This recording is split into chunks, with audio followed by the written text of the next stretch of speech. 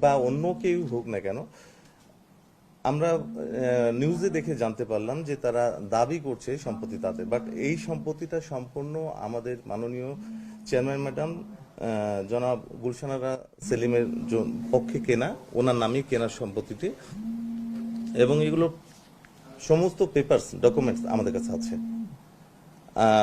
আর আমাকে জনৈক একজন ভদ্র সাংবাদিক মহোদয় ফোন করেছিলেন, বলেছিলেন যে এটা দাবি করছেন কিনা আপনারা। আমার দাবি না তো, এটা তো আমাদের নিজস্ব সম্পত্তি, বরং তারা দাবি করছে যে তাদের সম্পত্তি, তারা জবরদখল হয়তো করেছে, বাট আমাদের পেপারস আছে, সব পেপারস আমরা নিয়ে বসে আছি।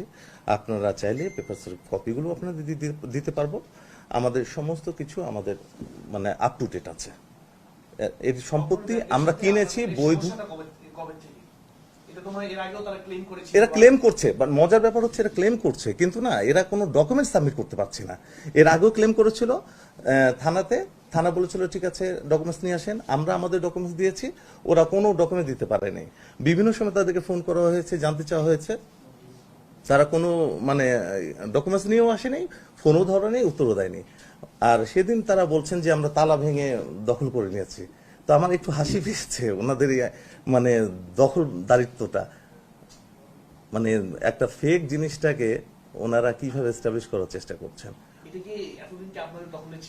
দখলে না, এটা তো আমাদের কেনা, আমাদের আমি বৈধ মালিকের কাছ থেকে বৈধভাবে আমরা এটা কিনেছি, কিনে নামজারি করেছি, খাজনা খারিজ করেছি, আমাদের সব কিছু আছে, এবং তারাই আমাদেরকে এটা দখল বুঝিয়ে দিয়েছেন মালিকরা।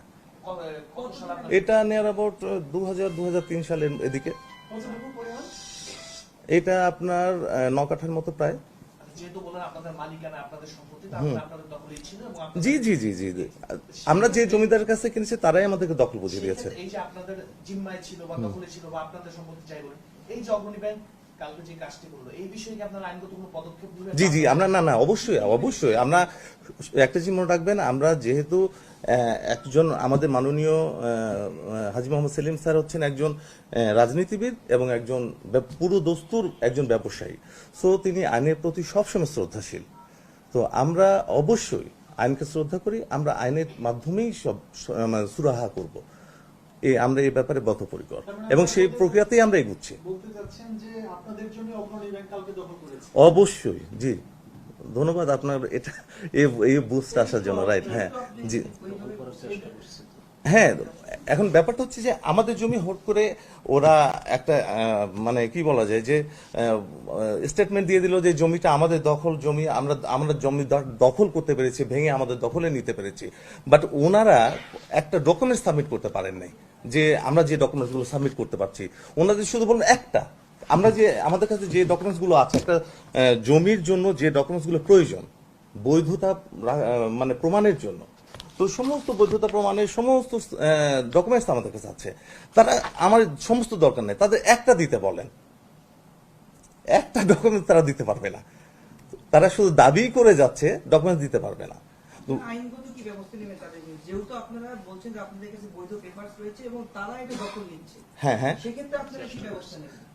না অ্যাকচুয়ালি আমাদের আইনগত ব্যবস্থা আমরা নিয়েছি, আমরা একটা বিচারাধীন মামলা আছে, পাশাপাশি আমরা এই যখন দখল করেছে তারা, তখন আমরা জিডিও করেছি থানাতে, আমরা ওই প্রক্রিয়াতে আছি আর কি, আইনি প্রক্রিয়ার মধ্যেই আছি। না অ্যাকচুয়ালি গতকালকে যে পরিবেশ ছিল আপনারা জানেন ভালো করে, আমরা তো একটু জানিই না, আমরা নিউজ দেখে জানতে পেরেছি যে আসলে তারা দখল করেছে। হুট করে আমরা ওই যে লাইভ চলছে তো হুট করে দেখি ওই নিউজটা আসছে, আমি দেখে তো আমি অবাক হলাম যে কি ব্যাপারটা এরকম ছিল, আমরা কিন্তু জানিও না, পরে নিউজ দেখে যখন জানতে পারলাম বিষয়টাই আমরা আজকে জিডি করেছি। না না, কোনো স্থাপনা নেই, আমরা এটা উন্নয়নের জন্য প্রক্রিয়া নিয়েছি, আমরা এটাকে ডেভেলপ করে আমরা এটা হচ্ছে মৌলভীবাজার।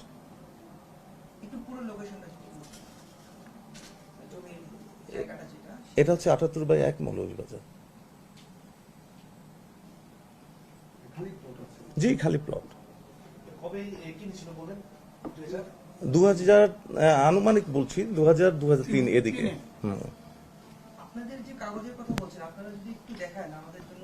জি জি, থ্যাংক ইউ, অবশ্যই।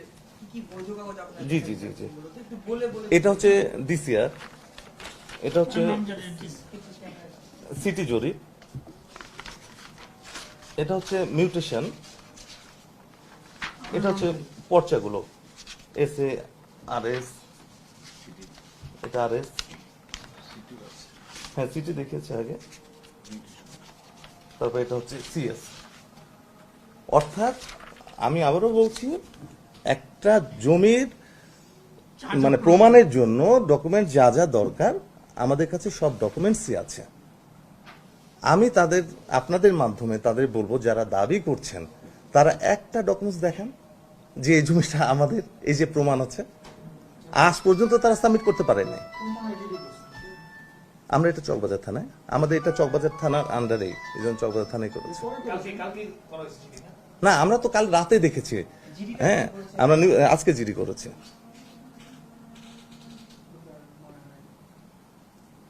এরই সাথে আমি আপনাদের প্রতি বিনীত অনুরোধ করতে চাই, অনুগ্রহ করে আপনারা যখন কোনো একটা নিউজ করবেন, তো অনুরোধ হচ্ছে এটা যে নিউজ করার আগে উভয় পক্ষের মন্তব্য শুনবেন, উভয় পক্ষের বক্তব্য শুনবেন, তারপর একটা নিউজ করবেন। কারণ কি, আমরা এটা ব্যথিত হই যে আপনারা এক পক্ষে নিউজ করে মানে বলে দিচ্ছেন যে জমি দখল, মানে এটা কিন্তু একটা বড় একটা বিষয়। আর যেহেতু আমাদের মাননীয় হাজী মোহাম্মদ সেলিম স্যার একজন সম্মানিত মানুষ, একটা জনপ্রতিনিধি, তো ইনার একটা ব্যক্তিত্ব আছে, একটা পার্সোনালিটি আছে, সমাজে একটা তার অবস্থান আছে। তা আমি বিনীত অনুরোধ করব, আপনারা সবাই, যেহেতু সমাজের দর্পণ, আপনাদের প্রতি অনুরোধ থাকবে যে আপনারা দর্পণটাকে সেভাবে হাইলাইট করবেন যে বাস্তবতা যেটা যেটা হওয়া উচিত, যেটা হয়েছে সেটা। এক পক্ষের কথা শুনে আপনারা নিউজ করে দিচ্ছেন আর আমাদের পক্ষ শুনছেনই না, এটা আমরা আসলে দুঃখ পাই এতে। এটা এছাড়া এই যে ঘটনাটা ঘটানো হয়েছে বা অগ্রণীবান যে দাবিটা করছে, এতে আপনাদের যে সম্মান আছে, সম্মানকে ক্ষুণ্ণ করার জন্য বা আপনাদেরকে ছোট করার জন্য এই অপচয়গুলি করা হচ্ছে। সুন্দর কথা বলেছেন। আসলে আমার কাছে ব্যক্তিগতভাবে মনে হচ্ছে যে হ্যাঁ, এমনই একটা বিষয়, তো এনারা তো এরকমই করার চেষ্টা করছেন।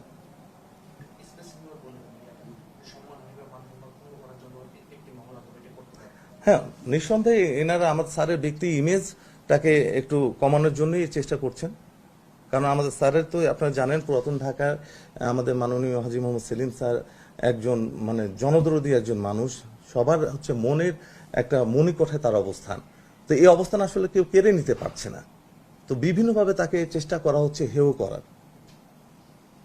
যারা মানে হেয়, এবং আনন্দের ব্যাপারে যে যারা হেয় করছেন তারা কিন্তু এখানকার স্থায়ী মানুষও না, মানে বিভিন্নভাবে তারা মানে একটু চেষ্টা করছে তাকে সামাজিকভাবে একটু মানে হেয় কিভাবে করা যায়।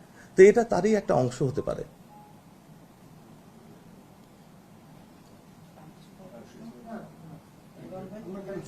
তো পরিশেষে আমি আবারও আপনাদের বিনীতভাবে অনুরোধ করব, অনুগ্রহ করে আপনারা নিউজ করতেছেন, অনেক খবর জানতে পারবেন, যে খবরই জানেন না কেন প্লিজ আমাদের সাথে একটু কথা বলবেন। যারা আমার বিপক্ষে যারা কথা বলবে, অবশ্যই আমার অধিকার আছে আমার কথাটা বলার। তো দয়া করে আপনারা আমার কথাটাও শুনবেন, আমার কথা শোনার পর তারপর সমন্বয় করে যে নিউজটা হয় সেটা করবেন। আপনারা এক পক্ষের কথার উপর নিউজ করবেন না, এটা বিনীত অনুরোধ আপনাদের প্রতি।